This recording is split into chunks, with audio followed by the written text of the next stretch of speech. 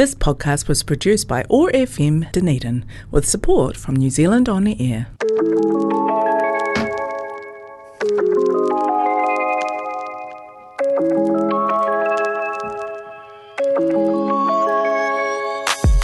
Welcome to Books Uncovered, an exciting conversation about books and literary events, brought to you by the Dunedin Athenaeum Library and Mechanics Institute. I'm Holly. And I'm Bella. Over the next half hour, we'll dive into themes ranging from romance to quirky book blurbs, all discovered within the depths of the Athenaeum Library. Kia ora, thanks for tuning in. Kia ora, everyone. Back with both of us this week. Yeah, it feels like quite a long time since we were both in here. Yeah, and so long.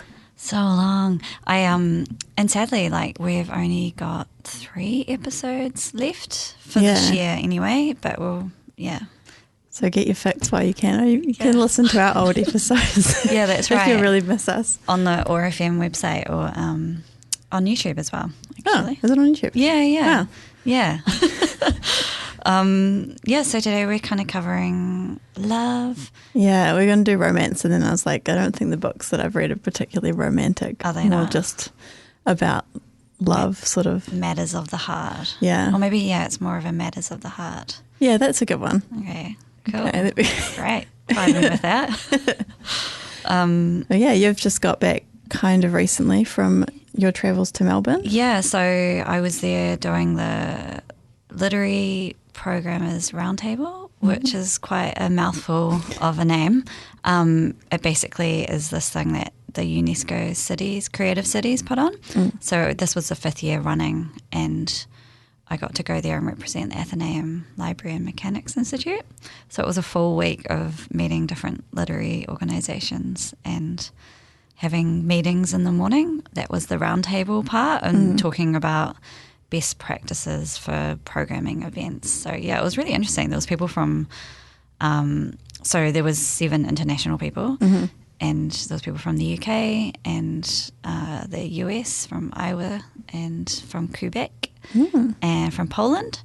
There's 3 people who put on international poetry festivals, which was real cool to hear about. Yeah. And then, there was 7 Melbourne candidates as well, and so they were coming from different libraries. There was this really cool library that we went to called, I'm going to try and pronounce it properly, Nam Nagal.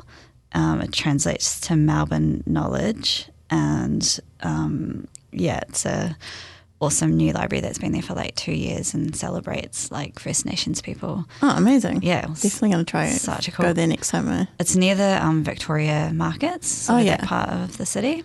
Oh, that sounds like a pretty amazing week. Yeah. Super. Do you feel inspired? Or? Yeah, I've come up with some interesting ideas for the Athenaeum. And it was just really interesting to meet the Athenaeum in Melbourne City as well. And also there was a lady from a library in Manchester called Portico Library, and that was really interesting because they kind of run in the same sense that we do, and that it was a subscription library, their one. Actually, I think it still is, but they kind of moved away from that. But they've got really ancient books there, Elizabeth Gaskell, because that's where she lived. So we can't really compete with that kind of history, but they do a lot of events and stuff, and they have a restaurant even. Oh, wow. Yeah. So they're not subscription based anymore? I think you can be a member, but you don't need to use the space, which is kind of what we are here in the Athenaeum, but they have more reasons for people to come into their library space. They own the building as well, and so does the Melbourne Athenaeum as well. They have an incredible theatre that they lease out. In fact, I got to go to the Melbourne Writers' Festival opening night, which was really cool. Wow. And also, obviously, a couple of events over the weekend. What did you go to? I went to this one on Sunday called Whose Poet Laureate Is It Anyway?, which was Chris Teese and Maxine Benedetto, I can't remember her last name. She was a Melbourne lady, and the Scottish bard Michael Pedersen. So it was the 3 of them in conversation about their experiences of being a laureate, because it's quite a point of contention in Australia because they don't have one and it's very colonial, and so there's a lot of conversations around whether they actually want one. So yeah, that was really interesting. Oh, cool. And then I saw some author talks and saw a terrible singing poetry thing. Oh God. And saw a really cool thing put on by this woman, Panda Wong. She's a poet and also was working for the City of Lit there. So she was kind of our host for the week. But her and this other lady had put on this event that was very sort of experimental. Like she was doing live coding to poetry, and then there was a harpist and stuff. That was really cool. Cool. Yeah. So yeah, it was very, very full week. I'm going to be writing up. Well, I'm in the process of writing up a wee sort of article for Fiona Farrell for that, and so that will be shared publicly, so you can hear more about it. But yeah. That sounds great. Yeah. I'm glad you did it. I'm still Good time. a lot to process. I mean, yeah, it was sort of, I've been back about 2 weeks now. Been intense though, meeting so many people. Yeah, it And was. Because Yeah. even our lunch breaks was filled with meeting different literary organisations. So it was all held within the Wheeler Centre, which is within the State Library building, so right in the CBD. But yeah, it was a very interesting experience. And it actually made me really happy to be living in Ōtepoti. That's I was like, nice. I love living here, and the scene here for literature and how supportive it is and Yeah. unpretentious, and yeah, Yeah, we've got something pretty special here. definitely. It does take going away and then you come back. You're like, Yeah. oh, which is nice to feel after It being is. young and coming back and being like, oh, I hate it here. Yeah, Now totally. that I'm a bit older, I'm like, oh, it's actually, I really appreciate what it's where doing. yeah. Love what you're doing there, Love what you're Dunedin. doing. Yeah, and I don't know, I think, because I lived in Melbourne when I was in my 20s, and it was a wonderful time in my life, but realising, like, I don't want to live in a city anymore. And I've got a lot of friends that live in Melbourne, but even my friend over there, they were like, it doesn't make much sense living in a city in 2026, maybe, as much as it used to. Interesting. Yeah, I feel like all of my friends that have moved elsewhere are now living in Nam, so which is nice. So I Yeah. just visit everyone at the same time. Yeah, because it's kind of like the city that New Zealand doesn't have, right? Yeah. Yeah. Okay, so what books? We should talk some books. Okay, so this is the book that I read this week, which I will say emotionally destroyed me. In a good way. I loved it. But, so it's called Almost Life by Kiran Millwood Hargave, and this is her second adult novel. I think she started off as a children's book author and has written a lot of really successful and beloved children's books. I can't remember what they're called now, and I forgot to write them down, but they're good, so look them up. And she's also a poet, and her debut adult novel was called The Mercies, which I don't think I've talked about, but I might have. Anyway, it's a book I read a few years ago and I loved it. It's about this coastal village in Norway in the 1600s where the storm kills off all the island's men, and then there's two women that are struggling to survive. Oh, wow. And it's like witchcraft. So I recommend that as well as this book that I'm about to talk about. So yeah, Almost Life is about two women. So it's Erica and Laure, who meet on the steps of the Sacré-Cœur in Paris in 1978. And then the novel sort of follows the way that their lives merge and then part, and then the life that they live in the time they're together, and then when they're apart in the following 35 years. So it's a very sweeping lifetime spanning novel. So yeah, you first meet the two characters when they're both young. So Laure is, excuse me, she's French. But I can't say French words because I just, one time when I was younger, I was seeing a French girl and she was like, you have the worst French accent I have ever heard in my life, and now that just haunts me. Sounds like a very French thing. Yeah. I have said. So excuse my pronunciation of any French words. But so Laure is a Parisian, and she is she has a certain ravissement, which is what her friend Michelle calls it, where she's like, she just has this sort of electric appeal. She's drawing women to her from all angles, and she's studying her PhD in art theory at the Sorbonne. And then she meets Erica, who's this really fresh-faced 18-year-old who's come to spend a summer in Paris before she starts her English degree back in Britain. And they fall in love, and then life takes them apart. And it's just about the ways they get drawn back together and sort of the different paths their lives take.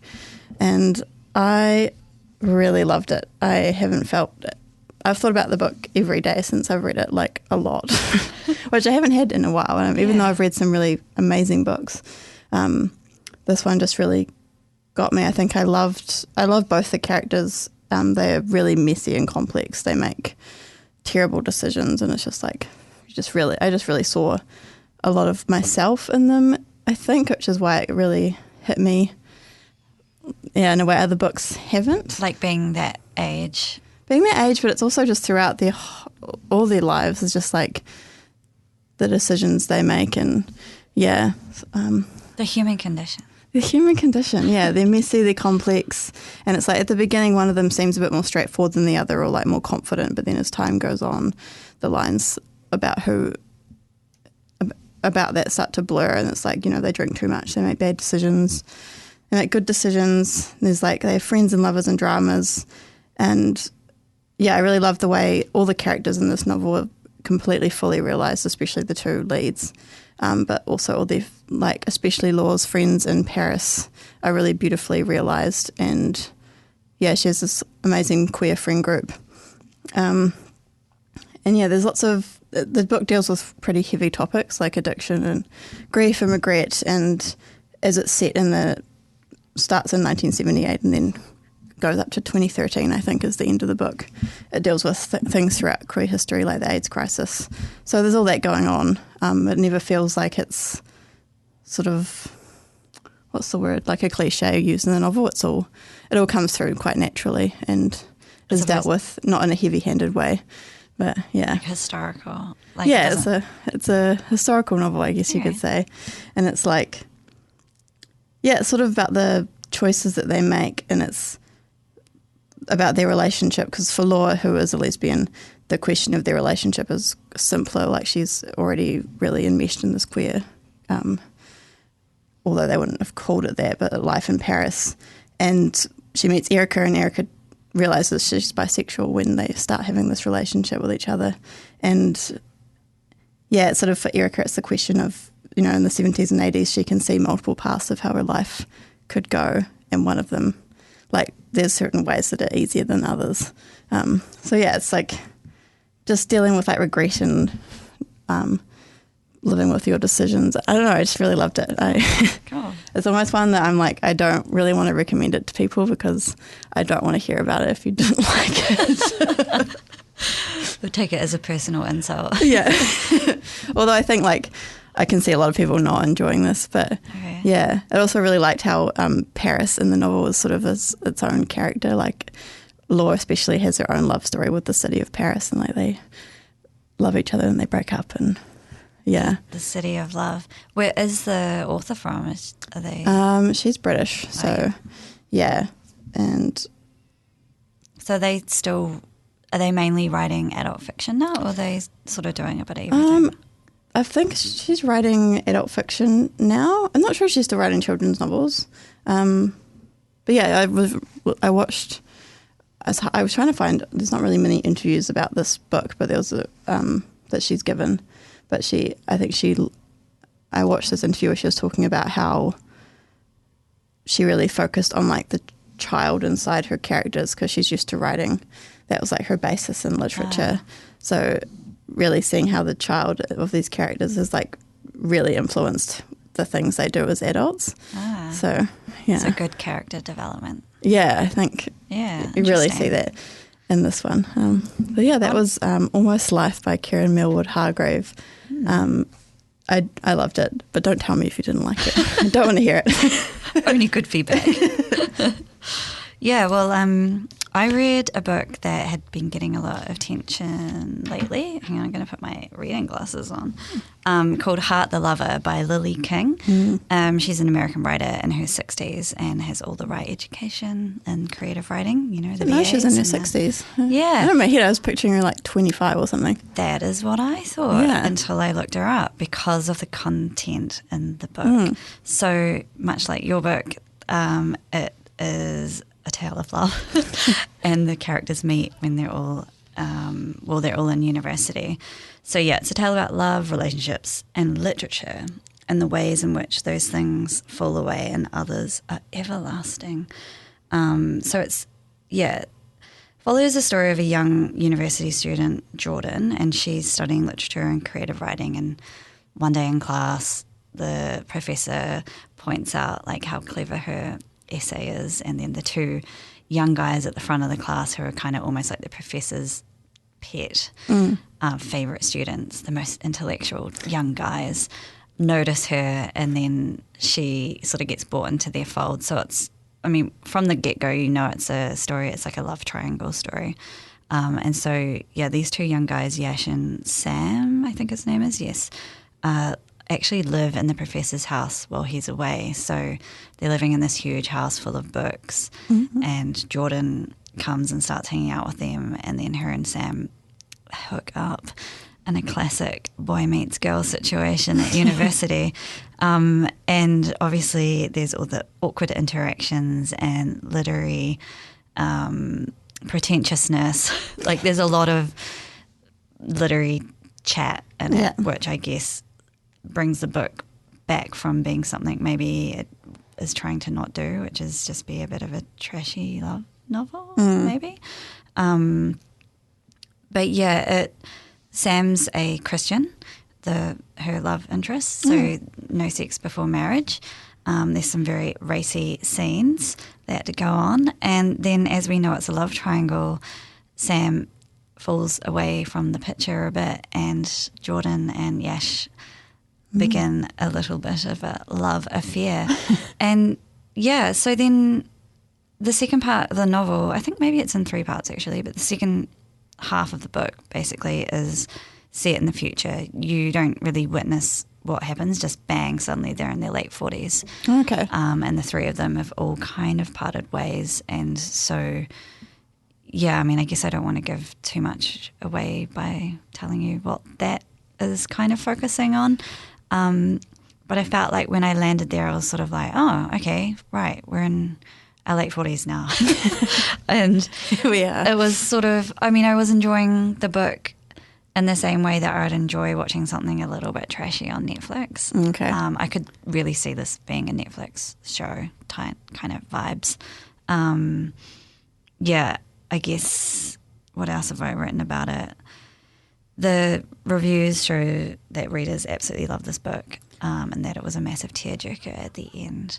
I think, and I'm very sorry that I haven't done my research on this, that it actually ties into another book that she's written that maybe exists. And that maybe that's showing more what's happening in their late 20s, 30s. Oh, okay. So she's already written.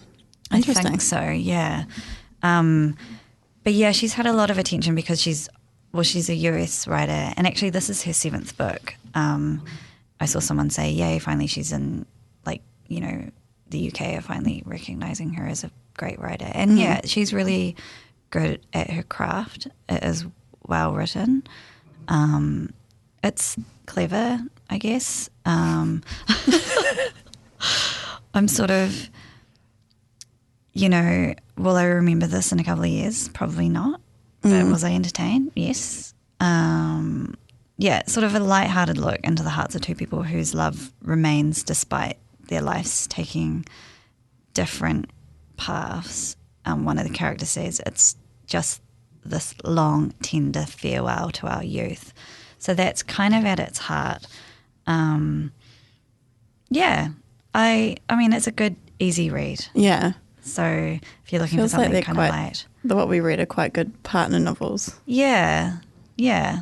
Did you cry at the end? I was like, because I knew it was coming, and I know. But maybe I also didn't give the book respect and kind of, you know, I did that thing where I'm like, oh, I've got a couple more pages, okay. And then, yeah. I didn't, you know, sometimes you need to sit with the end of a book and really give it that attention. Yeah, I started reading this on the plane, actually. Yeah, it's really accessible. I can see why it's been popular, but I don't. I mean, it always comes down to that question of like, why read? Are you just reading for entertainment, or do you want something that really moves you? or is about the human condition. I feel like she didn't handle that well. Like, it was kind of brushed over. I didn't really believe in the authenticity of Jordan as a character. She felt a little bit two-dimensional to me. Okay, yeah. I didn't care about any of the characters, actually. Come to think of it. Well, there you go then. Yeah, not very relatable. I want to read it. I'm intrigued. Yeah. Yeah. Yeah. Good. It's well written. Yeah. Yeah, I've heard good things. So, but I'm wondering if I'll feel the same as you. I feel like I might. Yeah. It's just a quick, I was like, okay, let's go. So that's Lily King, Heart the Lover. So Heart the Lover is a card game that they play sort of throughout the book. So it's kind of a nice reoccurring theme that comes through, but it's a game. Are they playing games with each other? Maybe. Is that what love is? Just one big game? Makes you think. It really makes you think. I got, when I finished Almost Life, I finished it exactly the moment that I finished my shift at work, and I had to go into the... So you're reading on the job? Yes, it's winter, it's quiet. Nice. I had to go into the sick bay. I was like, I went into the sick bay and like, weep. Oh, that's amazing. I mean, the power of a book being able to provoke that is, it's very talented writing. Yeah, it feels quite special. So we're sort of running out of time, and we've got like 4 minutes. Yeah, do you want to talk about events you've got coming up? Yeah, we have events. We have, very fortunately, we have some exciting creative writing workshops coming up. So Eliana Gray and I have set those up, and they are going to be monthly. They're free. They're very been supported by City of Literature in Dunedin, which is thank you, shout out. And the first 2 are already booked up. We haven't even been advertising for 24 hours. Amazing. But there might be cancellations, so if you do want to be on the waiting list, you can email librarian@dunedinathenaeum.org.nz, which is just the Athenaeum's email, which you can find on their website as well, our website. And then, the next ones are going to be in August, September, October, probably have a break over December, January. So, and each one will be run by a different local writer. So it's run by local writers for local people. Oh, amazing. I'm so happy it's filled up so fast. Yeah, it's really awesome to see so many people excited about writing. And I actually saw that there was some creative writing poetry workshops happening at yours. They're run that by as well. the Robert Burns Fellow, Rachel, someone I can't remember her name, sorry. But that's happening over June. So they look really cool. We're checking out like sound poetry, I think is what she's focusing on. They are focusing on. And then, we've got a event on the 18th of June called Midwinter Dark Tales. And so we're having some readings from writers Marie Connolly, Liam McIlvanney, and Wendy Parkins. And then, so just short readings, and then followed by a panel discussion, which is chaired by Fiona Kidman. Sorry, not Fiona Kidman, Fiona Farrell, who's on our committee at the Athenaeum, and we're so lucky to have her on there because she's wonderful.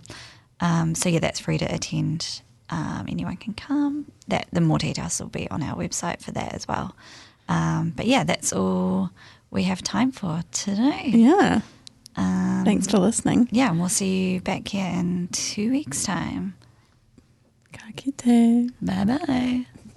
Books Uncovered, exciting conversations about books and literary events. Brought to you by the Dunedin Athenaeum Library and Mechanics Institute. Join us, Holly and Bella, every second Saturday at 12 p.m. as we dive into themes ranging from romance to quirky book blurbs, all discovered within the depths of the Athenaeum Library. That's Books Uncovered. Saturdays at 12 on OAR FM and online at oar.org.nz.